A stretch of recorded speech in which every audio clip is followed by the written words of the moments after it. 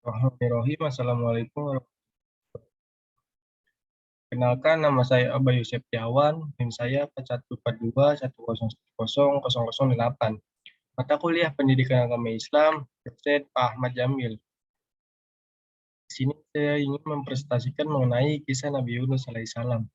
Tidak banyak yang dikisahkan oleh Al-Quran tentang Nabi Yunus, sebagaimana yang telah dikisahkan tentang Nabi-Nabi Musa, Yusuf, dan lain-lain.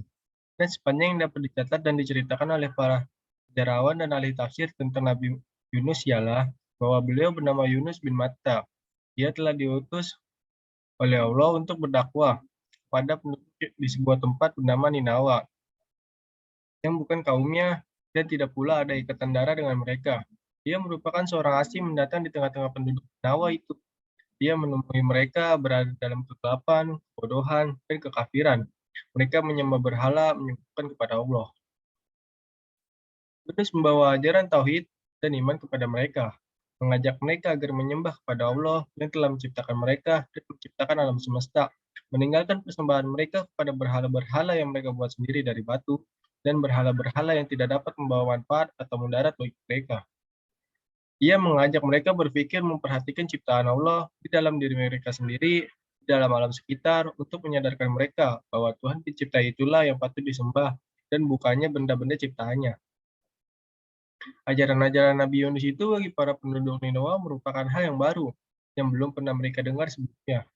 Karenanya, mereka tidak dapat menerima untuk menggantikan ajaran dan kepercayaan yang telah diwariskan oleh nenek moyang mereka, yang sudah menjadi adat kebiasaan mereka turun-temurun. Apalagi bahwa agama itu adalah seorang asing, tidak seketurunan dengan mereka.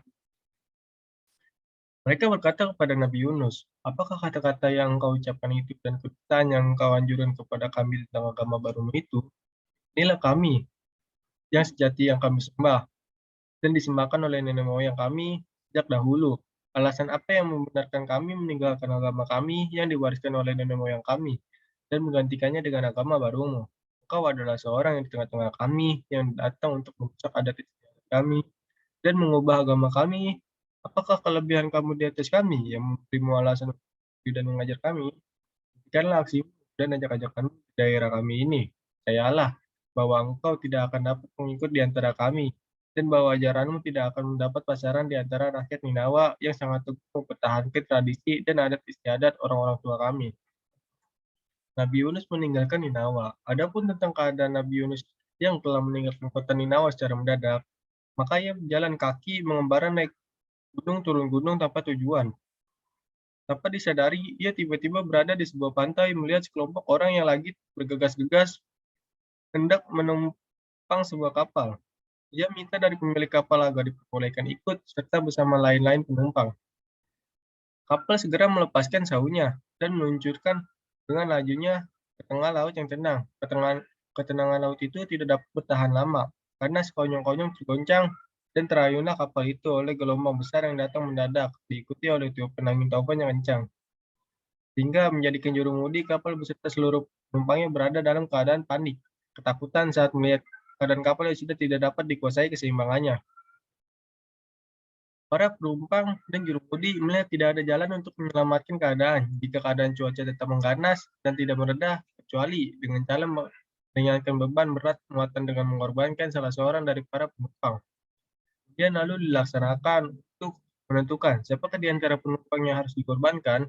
Pada tarikan pertama, keluarlah nama Yunus, seorang penumpang yang mereka paling hormati dan cintai, dan mereka semua merasa berat untuk melemparkannya ke laut, jadi mangsa ikan.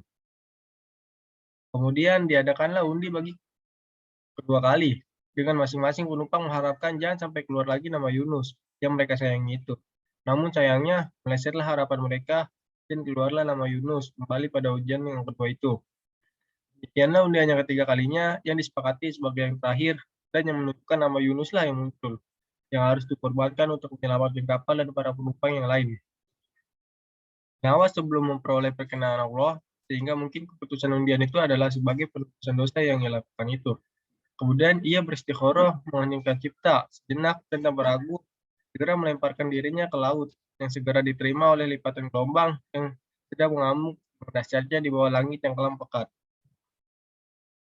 Mujizat Allah datang kepada Nabi Yunus alaihissalam. Selagi Nabi Yunus berjuang melawan gelombang yang mengayun-ayunkannya, Allah mewahyukan kepada seekor ikan paus untuk menelannya bulat-bulat, menyimpannya di dalam perut sebagai amanat Tuhan untuk yang harus dikembalikannya utuh, tidak tercedera kelak bila saja tiba. Nabi Yunus yang berada di dalam perut ikan paus yang membawanya memecah gelombang timbul dan tenggelam ke dasar laut, merasa sesak dada dan bersedih hati, seraya memohon ampun kepada Allah atas dosa dan tindakan yang salah yang dilakukannya tergesa-gesa. Ia berseru di dalam kegelapan perut ikan paus itu, "Ya Tuhanku, sungguhnya tiada Tuhan selain Engkau, Maha Sucilah Engkau, dan sesungguhnya aku telah berdosa dan menjadi salah seorang dari mereka yang zalim." Setelah dimuntahkan oleh paus dalam keadaan sembuh dan menjadi segar kembali, Nabi Yunus diperintahkan oleh Allah agar pergi kembali mengunjungi Ninawa, di mana 100.000 lebih penduduknya mendambakan kedatangannya untuk memimpin mereka dan memberi ketuntunan lebih lanjut untuk menyempurnakan iman dan akidah mereka. Dan alangkah terkejutnya Nabi Yunus tatkala masuk Ninawa dan tidak terlihat satupun patung berhala berdiri. Sebaliknya, ia menemui orang-orang yang dahulunya berkeras kepala menentangnya dan menolak ajarannya, dan kini sudah menjadi orang-orang mukmin, soleh, dan beribadah memuji Allah Subhanahu wa Ta'ala. Keteladanan yang dapat dipetik adalah bahwasanya seorang yang bertugas sebagai dai, juru dakwah, harus memiliki kesabaran dan tidak boleh cepat-cepat marah, dan berputus asa bila dakwahnya tidak dapat sambutan yang selayaknya, atau tidak segera diterima oleh orang-orang. Dalam diri Nabi Yunus, Allah telah memberi contoh betapa ia telah disesalkan atas tindakannya yang tergesa-gesa, karena kehilangan kesabaran meninggalkan kaum Ninawa, padahal mereka masih dapat disadarkan untuk menerima ajakannya. Andaikan ia tidak terburu-buru marah dan meninggalkan mereka tanpa berunding lebih dahulu dengan Allah yang telah mengutusnya. Atas pelanggaran yang telah dilakukan tanpa sadar, Allah telah memberi hukuman kepada Nabi Yunus berupa kurungan dalam perut ikan paus sebagai peringatan dan pengajaran agar tidak terulang lagi setelah ia diberikan ampun dan disuruh kembali ke Ninawa melanjutkan dakwanya yang didakwahinya. Wafatnya Nabi Yunus alaihissalam. Allah menerima taubat Nabi Yunus dan memerintahkannya kembali ke kampung halaman di Ninawa untuk mengabarkan taubat warga diterima. Allah juga menghadiahkan nikmatnya hidup di waktu tertentu. Nabi Yunus yang hidup kembali berdampingan dengan warga wafat pada usia 110 tahun. Polanya adalah nama lengkapnya ialah Yunus bin Matta. Beliau diutus Allah pada kaum Ninawa yang mendiami negeri Mausil. Kaum ini sudah tidak lagi menyembah Allah, namun berhala. Mereka menyukai perbuatan maksiat.